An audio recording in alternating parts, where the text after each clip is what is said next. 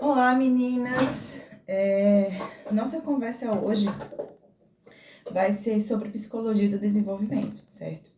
Um tema bem atual, bem abrangente e muito interessante, né? Por isso mesmo que ele está na grade de vocês, né? É um tema muito importante, muito relevante. E esse tema, ele não é só importante para nós enquanto professores, mas também para a formação de pedagogos e psicólogos, certo? Então, eu vou fazer aqui uma introdução, né, um pequeno resumo, para que a gente possa ter conteúdo suficiente para poder debater, né, e trabalhar no grupo, certo? Então, à medida que a gente for tendo dúvida, vai jogando no grupo, a gente vai conversando, a gente vai tentando aplicar, né, as situações do dia a dia, e eu acho que dessa forma fica melhor entendimento, certo? Então, vamos lá.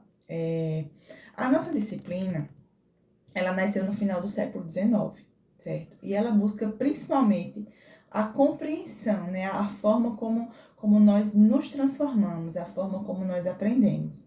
E então isso também possibilita a união entre as disciplinas. Eu não sei se vocês já se deram conta, mas do início do curso até então, as disciplinas elas se interligam, né? Elas se comunicam. E por que isso, né? Uma sempre tem uma ideia que complementa a outra, né? Então, uma precisa da outra para coexistir, certo? E o legal disso aí é que a gente acaba que tem a possibilidade de adaptação, né? De se aperfeiçoar sempre, né? Então, a psicologia do desenvolvimento, ela estuda o desenvolvimento do ser humano em todos os seus aspectos, né? Físico-motor, intelectual, afetivo emocional, social, desde o nascimento até a fase adulta, certo? Então, a nossa disciplina, ela também pode ser chamada de psicologia evolutiva ou psicologia das idades, justamente por isso, porque vai dar um norte pra gente, né? Desde o nascimento até a fase adulta, certo? Então, os seus conceitos teóricos, eles costumam geralmente, né, basear o aprendizado, né? Eles dão embasamento para o aprendizado. Então, as nossas fases, né, da vida, elas são tratadas assim na psicologia, né, as fases. Essas fases, elas são chamadas de períodos de transição rápida, certo? Então, as nossas transformações, a nossa evolução, nós, seres humanos, passamos sempre, né, por evolução. Nós estamos constantemente em evolução. E dentro desse quadro, nós temos quatro fases, certo? Então, nós temos a infância, a adolescência, a idade adulta e a velhice, certo? E elas ocorrem dentro de um ciclo da vida que possui dois grandes eventos. E quais são esses grandes eventos? O nascimento e a morte, certo? Então, dentro da nossa área, nós temos a contribuição de vários teóricos, né? Vários estudiosos dão para nós um norte sobre o que é a nossa disciplina, né? O que estudar, como trabalhar, enfim, todas as possibilidades esses teóricos estudaram e deram uma base, né, para a gente ter para continuar evoluindo. Então, esses teóricos a gente pode citar Freud, a Ana Freud, né, o Erik Erikson, o Jean Piaget, Vygotsky e também o Vallon, né? Então, todos esses psicólogos, né, esses psicólogos do desenvolvimento, eles visaram explicar como o pensamento, como o sentimento, né, e os comportamentos da gente mudam ao longo da vida. Então, se observa, no caso, a mudança, né, em três dimensões principais. Então, a gente tem o desenvolvimento físico, a gente tem o desenvolvimento cognitivo e a gente tem o desenvolvimento social e emocional. E um dos teóricos mais lembrados, né, quando se fala em psicologia do desenvolvimento, é o Jean Piaget. né? Então, o Jean Piaget é uma das maiores referências, inclusive na área de desenvolvimento humano. Então, Jean Piaget, ele trata que o desenvolvimento humano é um processo de equilibração progressiva, né? Essas palavras são dele. Processo de equilibração progressiva. E esse processo de equilibração progressiva é uma passagem de um estado de menor equilíbrio, né, para maior equilíbrio. Então, isso ocorre, vai sempre existir no âmbito da inteligência, né, da vida afetiva, das relações sociais, bem como também no organismo de um modo geral, certo? Então, constantemente, nós temos necessidades ou motivos, né, que nos levam a agir no ambiente em que estamos, a fim de que alcancemos esse tal desse equilíbrio, certo? Então, vocês podem me perguntar, mas qual o sentido, né, de estudar sobre isso? Qual a importância, né? A importância se dá justamente em identificar, né, esses mecanismos e apresentar respostas que por consequência, tende a determinados padrões, né, de comportamento, que vai delimitar também todas as fases de desenvolvimento, né, e vai nos trazer características que são comuns a cada uma delas. Então, a psicologia, dentro da área da educação, ela tem a importância, né, de colaborar com o processo de ensino-aprendizagem, né? Ela vai permitir que o discente, ele reflita, ele faça uma análise, ele avalie, né? E redimensione todas as suas capacidades, as suas potencialidades, né? Todos os seus direitos, todos os seus deveres, todos os seus erros e também os seus acertos, né? Então, é um tema, né, muito necessário, muito válido se tratar, porque é graças a essa ciência, né, que temos a possibilidade de ter em mãos as ferramentas corretas para trabalhar com essas crianças, né, com esses adolescentes, com esses adultos, com esses idosos e identificar, né, os comportamentos, tanto os comportamentos normais quanto os comportamentos prejudiciais, né, vai buscar melhoria, né, e vai corrigir todas as falhas. Então, dessa forma, o papel da psicologia do desenvolvimento é reconhecer, né, a origem das condutas, sejam elas cognitivas, sociais, afetivas ou psicomotoras, certo? Então, hoje, um dos maiores desafios da psicologia do desenvolvimento é justamente a interlocução com diferentes áreas, né, do conhecimento. Então, a linguagem utilizada na comunicação e também a análise dos diversos contextos, né, nos quais os indivíduos se desenvolvem, sempre vai ter por trás, né, uma causa, né, para esse comportamento. No caso, para o comportamento prejudicial, certo? Então, é muito importante a gente avaliar cada caso, a gente avaliar individualmente, né, separado cada indivíduo, né? Então, a gente pode até lembrar, né, que as brincadeiras, elas têm uma importância valiosíssima dentro do desenvolvimento humano, porque, né, as brincadeiras das crianças, elas nos ajudam, né, a desenvolver. Então, a gente vai poder trabalhar a possibilidade de interação social, que é tão importante, né, para o desenvolvimento da criança.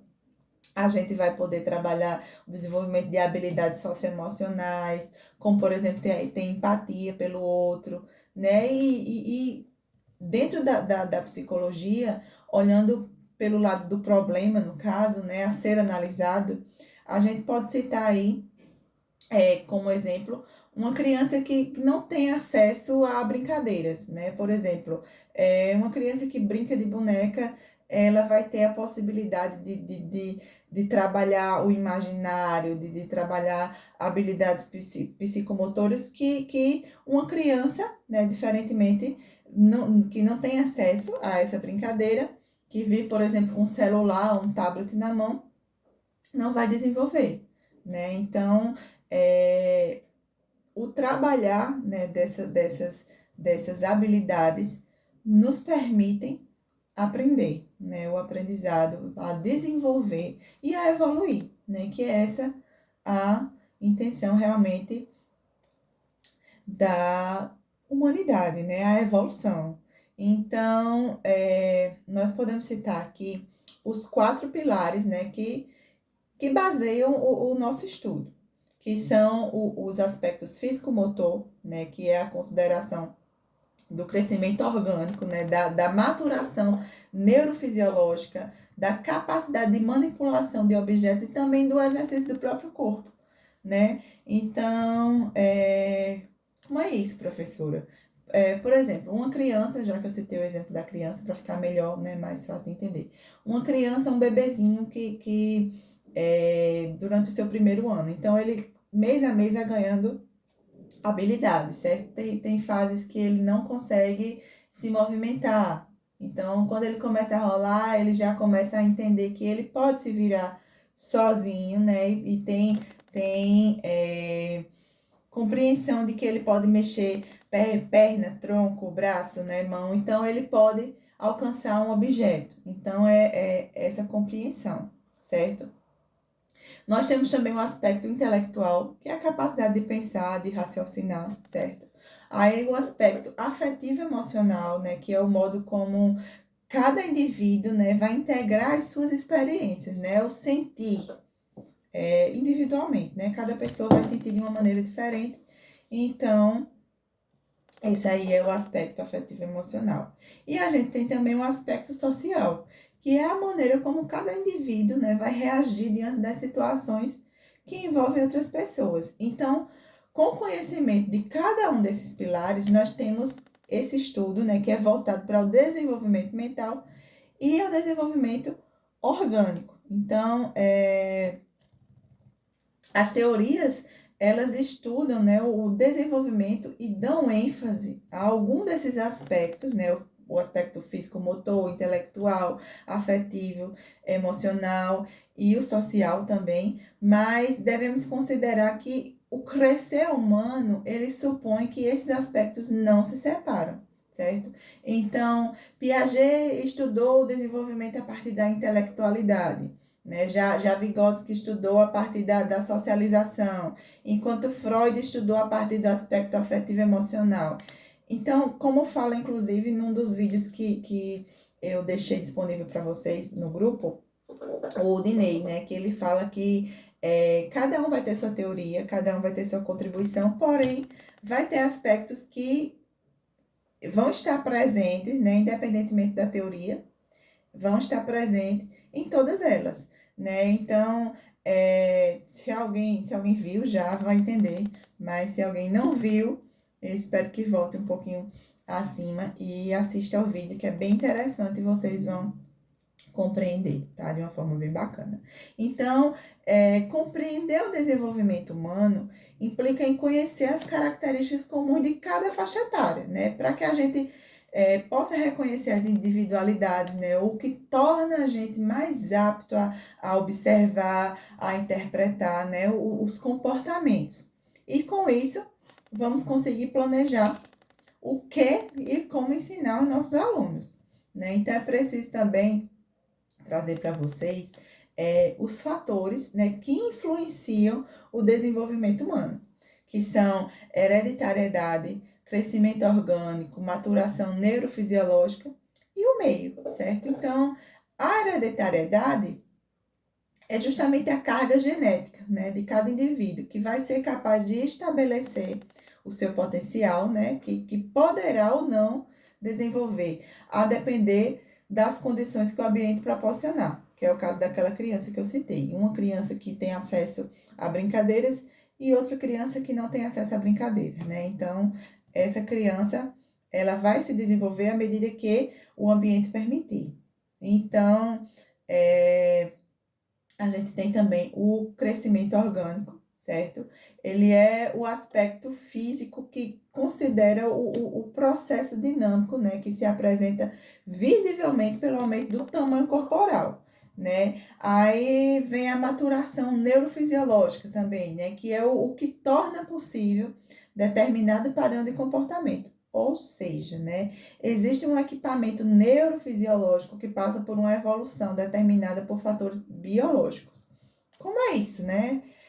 Digamos que todo mundo, né, que aprendeu a comer com garfo e faca, talherzinho, é diferente da fase enquanto você tinha 3 anos de idade, por exemplo, você tinha uma certa dificuldade.